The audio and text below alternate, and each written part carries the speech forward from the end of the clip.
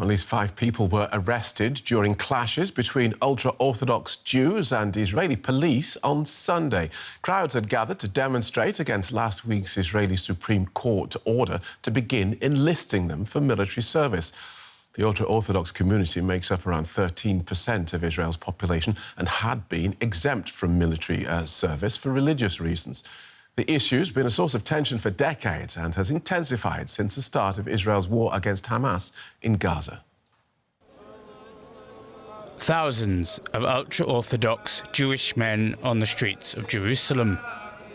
They're protesting a ruling by Israel's Supreme Court that the army must start drafting ultra-Orthodox Jews, otherwise known as Haredim, into the military. In Israel, most Jewish men are required to perform 3 years of compulsory military service. But powerful ultra-Orthodox parties have used their leverage to win exemptions for their followers. They say it's necessary for Haredi men to study the Torah, which they see as crucial to preserving Israel's Jewish identity. They say forced conscription will destroy their generations-old way of life. So we have to fight them, because we don't want to go to the army. So that's the only thing we have to do. So that's what we're doing.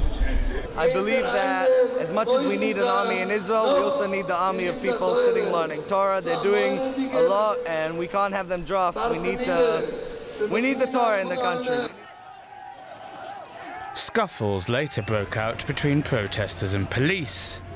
Water cannons filled with skunk-scented water, as well as police on foot and horseback, were used to disperse the crowds. The issue could topple Prime Minister Benjamin Netanyahu's government. 2 parties in his coalition oppose the change. If they break ranks, the country could be sent to fresh elections, and he could be out of a job. Now, as well as being an acclaimed author, Alfred Bodenheimer is a professor of Jewish literature and history. He lives between Switzerland and Israel, from where he joins us today. Welcome to DW, Professor. It does seem ironic that religious scholars are now fighting to be exempted from defending a country based on religion and surrounded by what it regards as enemies. Yeah, I mean, the whole thing is based on agreement that already the founder of the state, David Ben-Gurion, has had with the Orthodox rabbis. Then you had a very small amount of yeshiva students. And since after the Holocaust, Jewish learning was reduced in high numbers in Poland, for example. So they wanted to guarantee a certain number of people who are still learning. Of course, today you have about 13% of young Jewish men who claim to be learning Torah. So it simply has become a huge problem.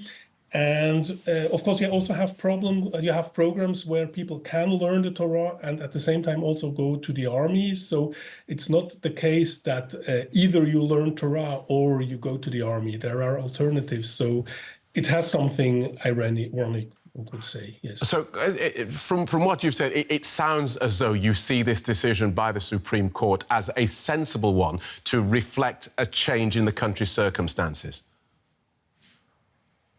I should say yes. You see, there have been discussions for decades about this issue, and the problem was mainly taking over some of the obligations that the general population has also by the so-called Haredi, which is the Orthodox community.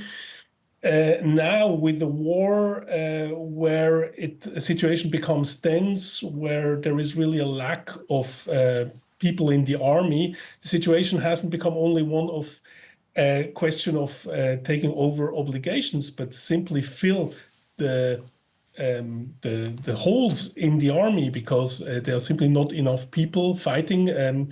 Considering you might have more than one front with a war, for example, in Lebanon and other directions where Israel is threatened. So it's not simply a question of who takes over obligations, but it's a question how many people in the end you will have really joining the army.